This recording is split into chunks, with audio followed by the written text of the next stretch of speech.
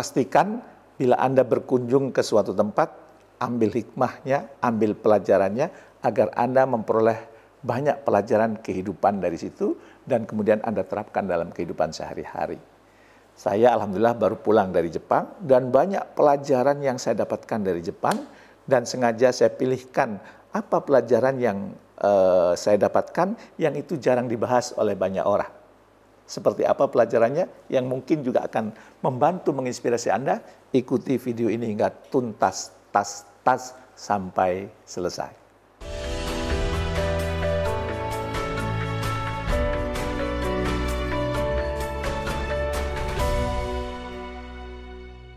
Alhamdulillah pada 26 Desember 2024 hingga 6 Januari 2025 saya berkesempatan roadshow di Jepang, memberikan inspirasi, memberikan seminar di beberapa kota, ya di Osaka, sekaligus nengok anak saya yang sedang kuliah di Osaka, kemudian setelah itu ke Kobe, ya, setelah itu ke Yokohama, kemudian ke Tokyo, ke Chiba, dan kemudian di hari terakhir saya memberikan seminar di Yokohama. Ada kurang lebih 1.000 peserta yang hadir dalam acara Amazing Quran itu. Nah, di Jepang saat ini sedang musim dingin, suhunya berkisar antara 2 sampai 6 derajat Celcius. Saya kalau mengenakan baju itu bisa rangkap 4, bisa rangkap 5 untuk menjaga kehangatan tubuh saya gitu. Nah, apa yang terjadi dalam hidup Anda kalau Anda bertemu dengan suhu yang sangat dingin? Atau apa yang paling Anda takutkan ketika suhu dingin? Ya mungkin tidak perlu jauh-jauh ke Jepang. Anda misalnya ke Gunung Bromo atau ke Pengalengan, ya, atau mungkin di tempat-tempat dingin yang lain. Apa yang paling Anda takutkan? Kalau saya paling takut ketemu dengan air. Jadi saya pernah itu ke Gunung Bromo, sampai sana menjelang subuh dan akhirnya terdengar azan subuh, kita sholat subuh, begitu wudhu, dinginnya luar biasa.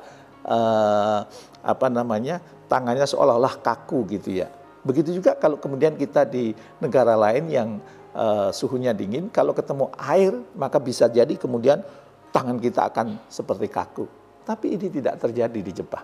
Ya, kita masuk kamar mandi, ke toilet, begitu duduk ternyata dudukan toiletnya pun sudah hangat. Ya, kemudian di kanan kita atau di depan kita itu sudah ada tombol-tombol yang dengan instruksi yang sangat jelas, ya, baik berbahasa Jepang maupun berbahasa Inggris. Sehingga kalau kita pun baru menggunakan pertama kali toilet itu, kita bisa memanfaatkannya secara optimal. Bahkan ketika kita membersihkan seusia kita buang hajat, itu kadang-kadang tidak perlu menggunakan anggota tubuh kita. Kenapa? Karena semuanya sudah dilakukan oleh toilet itu dengan tombol-tombol yang sudah tersedia. Jadi istilah bidet elektronik, ya, itu akan membantu kita membersihkan sisa-sisa atau bekas-bekas kotoran yang keluar dari tubuh kita. Bisa semprotan dari belakang, bisa dari depan, bisa menyebar luas sehingga kemudian bersih, dan kemudian lantainya tetap kering sehingga ini mengurangi tersebarnya najis yang banyak di area toilet itu. Maka sebagai orang yang terbiasa memetik pelajaran dari apa yang kita lakukan, akhirnya saya merenung. Kira-kira pelajaran apa yang bisa saya dapat ketika saya berada di Jepang, khususnya urusan toilet ini. Karena toilet ini kan kalau di Indonesia di belakang gitu ya, kadang-kadang tempatnya juga bau gitu ya. Kalau di tempat fasilitas umum kadang kita mencari toilet bukan pakai mata tapi pakai hidung. Bau di sana toilet gitu ya. Kalau di Jepang itu tidak terjadi. Nah, maka kemudian saya memetik pelajaran. Apa hikmah yang bisa kita ambil? Yang pertama menurut saya, hargai hal-hal yang kecil, ya, hal-hal yang kelihatannya remeh-temeh. Kenapa? Karena ketika kita duduk di toilet itu, ya, itu hal-hal detail diperhatikan oleh pemerintahan Jepang. Tombol yang kemudian lengkap baik di samping kanan atau di depan kita gitu ya, yang mudah dijangkau, tidak sulit dijangkau ya. Kemudian ketika kita duduk di toilet itu tidak hanya sekedar buang hajat ya, ada experience baru yang kita dapatkan. Kemudian instruksinya jelas, baik dalam bahasa Inggris maupun dalam bahasa Jepang gitu ya. Sehingga dengan detail-detail ini, dengan hal-hal kecil yang semuanya tersedia di toilet itu, maka siapapun yang di toilet itu bisa nyaman.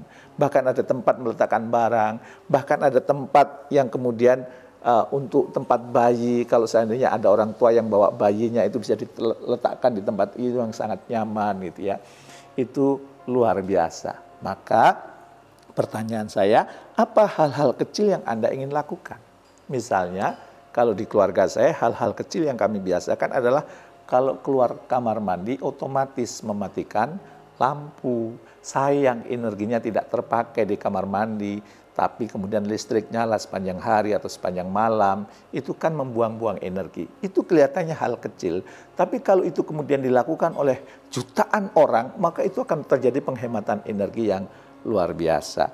Ya, misalnya apa? Ya, di tempat umum Anda bisa menata sendal ya yang rapi, atau di depan rumah Anda pastikan sendalnya rapi gitu ya. Meletakkan barang pada tempatnya ya. Dan kalau Anda menggunakan kamar mandi di Indonesia misalnya, pastikan sebelum Anda meninggalkan kamar mandi semuanya bersih sehingga pengguna selanjutnya tidak terkena najis gitu ya. Saya sering sedih, saya sering heran gitu ya. Kalau ada toilet, tempat orang, mohon maaf, BAB, ada orang pipis berdiri ya.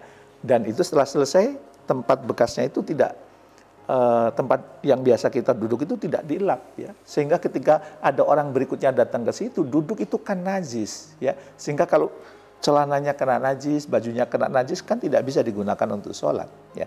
Coba kita mulai memperhatikan hal-hal yang kecil ini, belajar dari toilet di Jepang ini. Pelajaran yang kedua itu melatih tanggung jawab pribadi ya. Tanpa diawasi, kita bisa tetap menjaga kebersihan toilet ini ya. Anda tidak akan menemukan di Jepang itu ada petugas kebersihan yang menjaga toilet gitu ya, yang kemudian mengepel habis usai kita buang hajat di situ. Tidak. Kenapa? Karena semuanya teknologinya mendukung agar toilet itu tetap bersih. Dan itu melatih kita menjadi orang yang bertanggung jawab ya. Walaupun tempatnya tersembunyi tetap bersih. Begitu juga pelajaran yang bisa kita petik itu, yuk kita bersihkan yang hal-hal yang tersembunyi dalam hidup kita. Hati kita bersihkan ya. Tempat yang tidak dilihat orang tetap dijaga, tetap rapi, tetap bersih gitu ya. Dan itu adalah pelajaran berharga yang saya dapatkan. Dan pelajaran yang ketiga yang saya dapatkan itu apa? Ternyata adaptif. Toilet di Jepang itu adaptif. Orang kedinginan dari luar karena suhunya yang dingin 2 derajat hingga 6 derajat, begitu masuk toilet duduk anget, itu kan nyaman. Itu namanya toiletnya adaptif, tahu benar terhadap apa yang diperlukan oleh orang-orang yang akan menggunakannya. Maka Anda pun jadi orang yang adaptif ya, agar kemudian Anda juga memperoleh banyak kemajuan. Kira-kira apa hal adaptif yang mau Anda lakukan dengan perubahan dunia yang sekarang sedang terjadi?